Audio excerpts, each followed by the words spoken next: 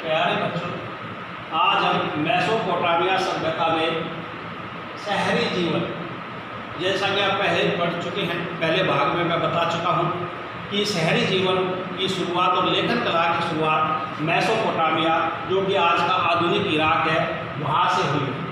शहरी जीवन के बारे में कैसे पता चलता है कि इस समय की बहुत ज़्यादा संख्या में मोहरें हमें प्राप्त हुई है, अर्थात लोग अपने माल को पंजीकरण करने के लिए, उसकी पहचान करने के लिए मोहरों का इस्तेमाल करते थे। जैसा कि आप आकृति में देख सकते हैं, मोहरें और इनके जो छापे हैं, ये हमें पर्याप्त संख्या में इसमें मोहर और उनके छापे दिखाई दे रहे हैं।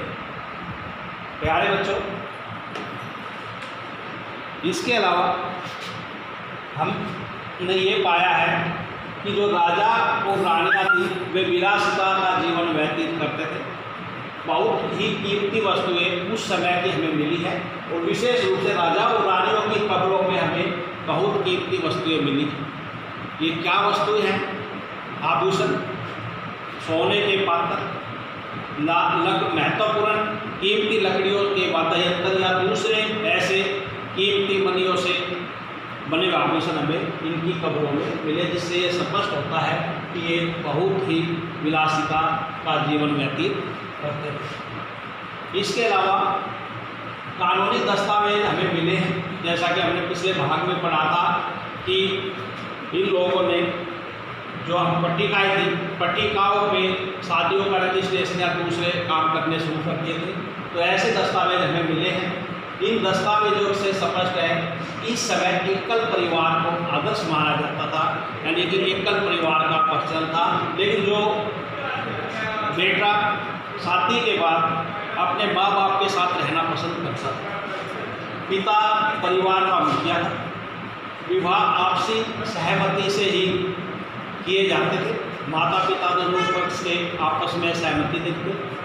जब वधू को पसंद किया जाता तो वर पक्ष के लोग उसको भेंट करते।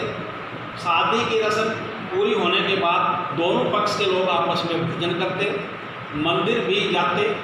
मंदिर का भी पूरा प्रावधान है कि आप देख सकते हैं आज की तरह का ही विवाह पद्धति। उसके बाद हम आज उर नगर के बारे में पढ़ेंगे, जो कि उस सभ्यता का एक महत्वपूर्ण नगर था। इसमें उर नगर का एक नक्शा दिखाया गया है। ये जो है, ये उर नगर का नक्शा, टेढ़ी मेढ़ी गलियाँ साफ रूप से दिखाई दी जा सकती है। तो ये नक्शा उर नगर का है। तो हम उर नगर के बारे में अध्ययन करेंगे। 1930 के दशक में इस उर नगर की जो खुदाई की गई, उससे इसके अवशेष हमें इसके बारे में जानकारी मिली। मेसोपोटामिया सभ्यता के शहर और हड़प्पा सभ्यता एक ही समकालीन सभ्यता है, इनमें फ़र्क है। हड़प्पा के शहर जो आपने पिछले पढ़े हैं कि वो नियोजित शहर थे, जबकि मेसोपोटामिया में नियोजन यानी कि योजना का, प्लानिंग का बिल्कुल अभाव था। बिना प्लानिंग के ही ये शहर बसाए जाते थे। उर नगर के बारे में जो हमें मिला है कि इनकी जो गलियाँ थी वो टेढ़ी मेढ़ी थी, संकरी थी। अर्थात इसका नुकसान ये था कि पहिए वाली गाड़ियाँ उस समय होती थी, ये गाड़ियाँ इनके मकानों तक नहीं पहुँच पाती थी। इन्हें अपने मकानों में अनाज, ईंधन या दूसरा सामान पहुंचाने के लिए गधों की सहायता लेनी पड़ती थी। गधों पर लाद कर ये अपना जो सामान घर में आवश्यक था उसको घर ले जाते थे। नालियों का बहाव घर के अंदर की तरफ होता था। छतों का ढलान भी इस प्रकार होता था कि वो घर के अंदर की तरफ, आंगन की तरफ पानी गिरता था। और इससे ये क्या करते थे, अपने घर के अंदर ही हौद बना लेते थे और उसी में उस पानी को वो डालते थे।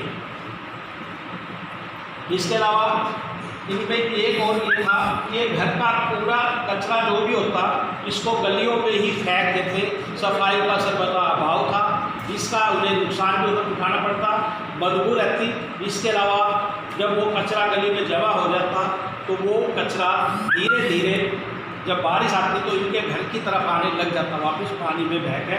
इससे इन्हें समय समय पे अपने मकान का पुनर्निर्माण करना पड़ता, कि मकान की दहली को ऊंचा उठाना पड़ता। इनमें खिड़कियाँ का अभाव था, खिड़कियाँ बहुत कम संख्या में थी।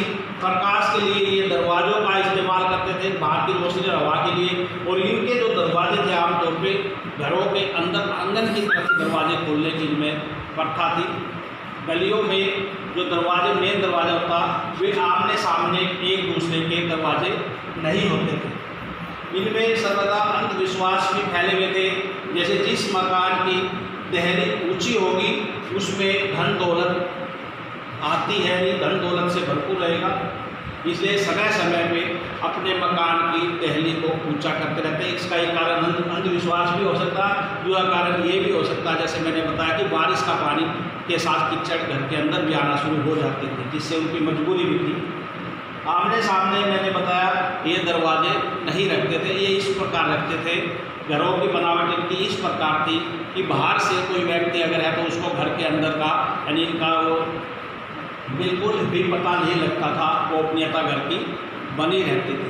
तो प्यारे बच्चों, मैं फिर बता दूं कि इस शहर के बारे में मतलब शहर मौर्य में मिली राजा और रानियों की कब्रों में कीमती वस्तुएं मिली है, जिससे स्पष्ट है कि ये विरासता का जीवन व्यतीत करते थे। कानूनी दस्तावेज में इनके परिवार के बारे में जानकारी मिली है। एकल परिवार, पिता मुखिया होता था, विवाह आपसी सहमति से होते थे। बेटी को दहेज का प्रावधान जरूर था, लेकिन जो परिवार के जायदाद होती थी उसकी देखभाल उसके पुत्र ही करते थे, पिता ही। पूर्व नगर के 1930 के दशक में खुदाई की गई टेढ़ी मेढ़ी और संकरी गलियाँ उसमें थी, अर्थात पहिए वाली गाड़ी का घर पहुंचना बहुत ही मुश्किल था, इसलिए गधे पर लादकर सामान को घर लाया जाता था। नगर नियोजन का अभाव बिल्कुल था। नालियों का अभाव घर के अंदर की तरफ था, हौज में पानी को इकट्ठा किया जाता था। घर का कचरा सिर्फ गली में ही फेंक दिया जाता था, जिससे कि मजबूरी में उनको अपनी दहली को ऊपर उठाना पड़ता। ये अंधविश्वास भी था कि ऊंची दहली धन संपत्ति धन दौलत लाती है। इसके अलावा खिड़कियाँ बहुत कम थी या ना के बराबर थी। आंगन में जो दरवाजे खुलते हुए ही प्रकाश या हवा के प्रयोग होते, आमने सामने दरवाजे का बिल्कुल अभाव था।